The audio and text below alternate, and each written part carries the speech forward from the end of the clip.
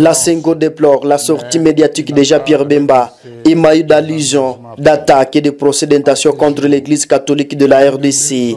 Dans cette mise au point, le secrétaire général de la Sengo est revenu sur les affirmations du vice-premier ministre à charge des transports, disant que le président de la République, Félix-Antoine Tshisekedi Tshilombo, a accordé à chacun de ses 47 diocèses de la RDC la faveur de bénéficier d'un montant d'1 million pour la construction des œuvres caritatives et de développement.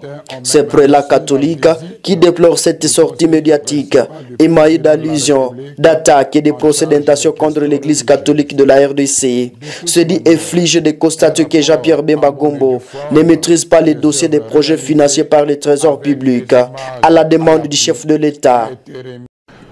Mise au point du secrétariat général de la SENCO sur les propos du vice-premier ministre Jean-Pierre Bemba à l'endroit de l'Église catholique en République démocratique du Congo.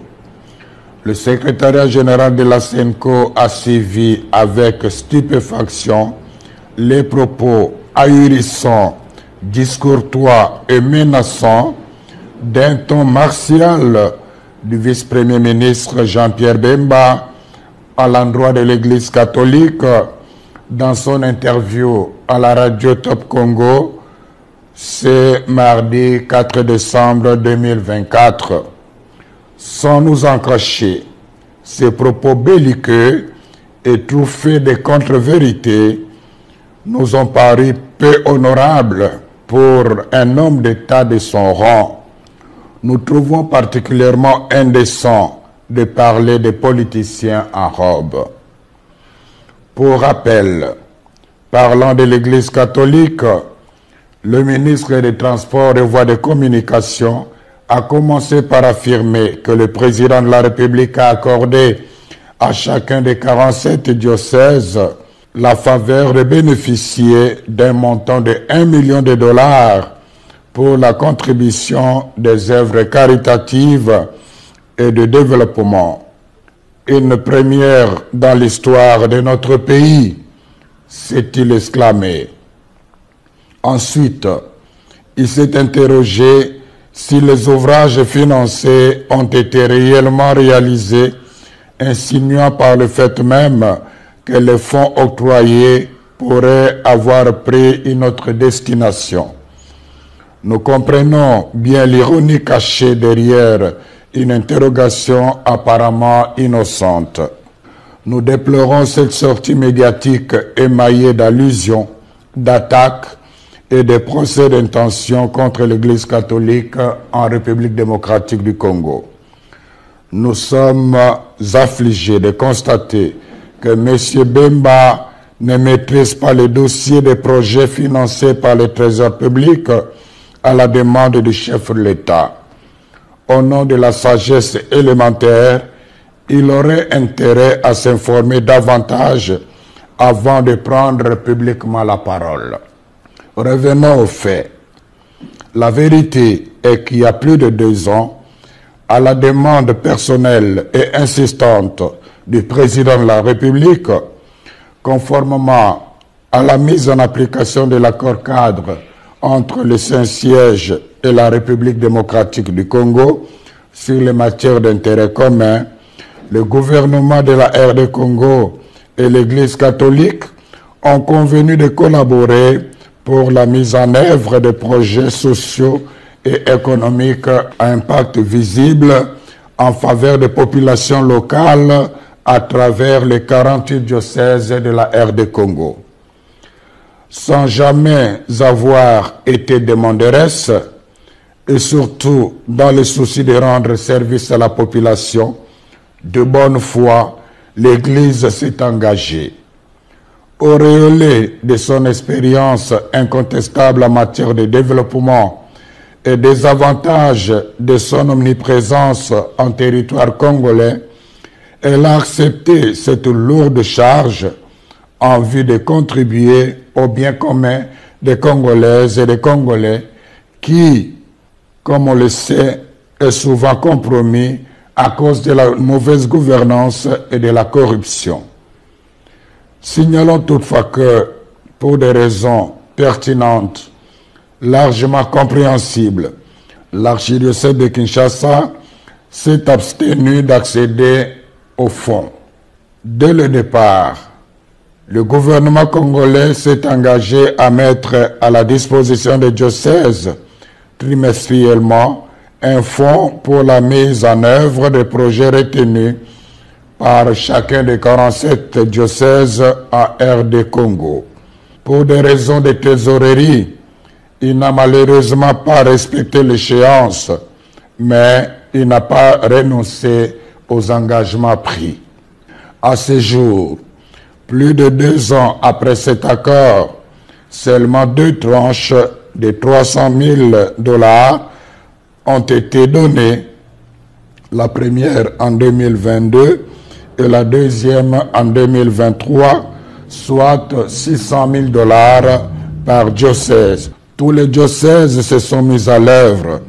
Certains ont même reçu la visite du conseiller principal du président de la République en charge des questions religieuses.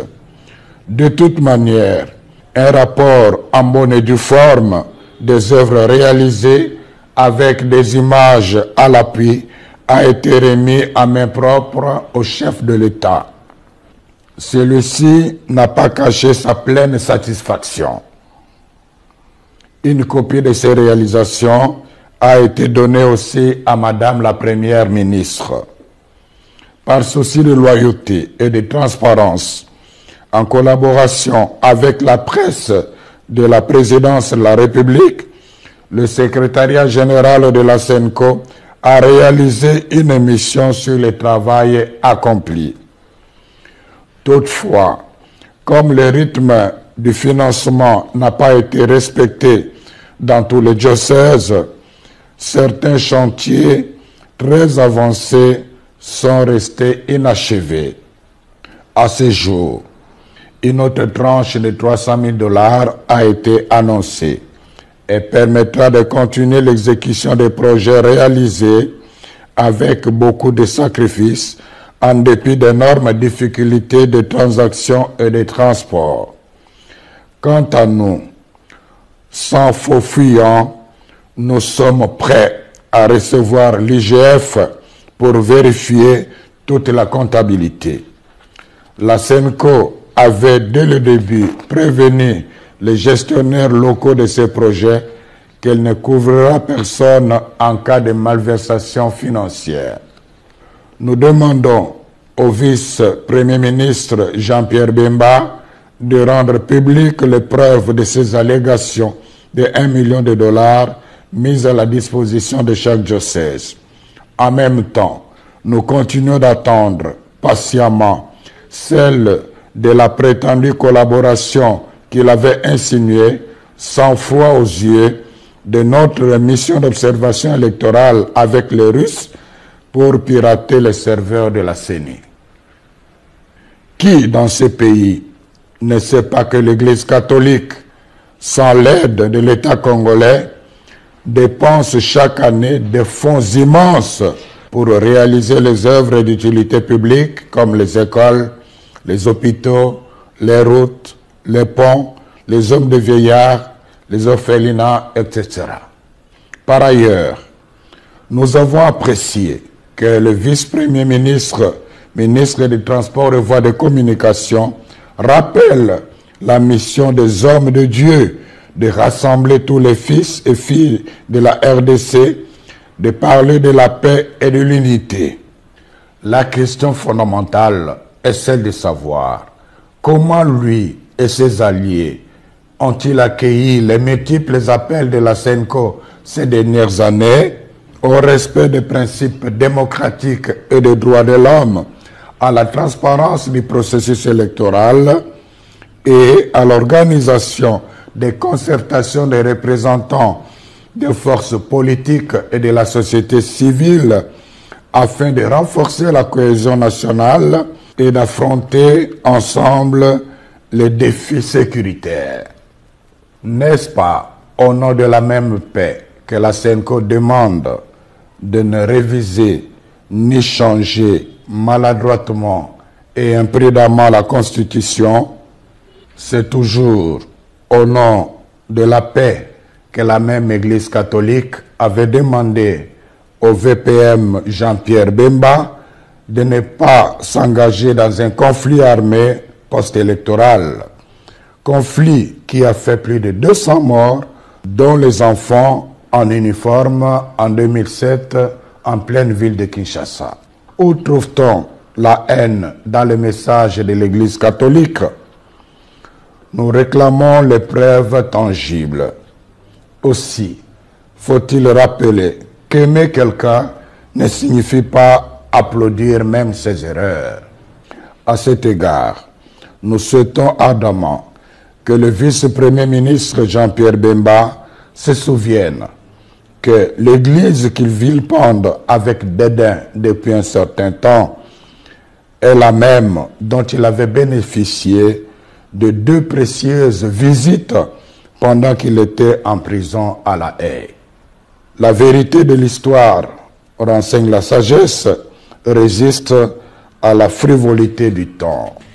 La SENCO remercie le gouvernant, particulièrement le président de la République, d'avoir fait confiance à l'Église catholique en demandant au gouvernement de lui octroyer les moyens financiers lui permettant de réaliser les œuvres sociales à impact visible jusque dans le coin le plus reculé du pays. Quiconque croit que cet argent a été donné à l'Église pour acheter son silence et étouffer sa mission prophétique se trompe éperdument. C'est le lieu de rappeler au ministre des Transports et Voies de Communication ces sages paroles de Confucius, à savoir: si l'homme a 2 oreilles et une bouche, c'est pour écouter 2 fois plus qu'il ne parle. Puisse le Seigneur bénir notre pays et son peuple. Je vous remercie.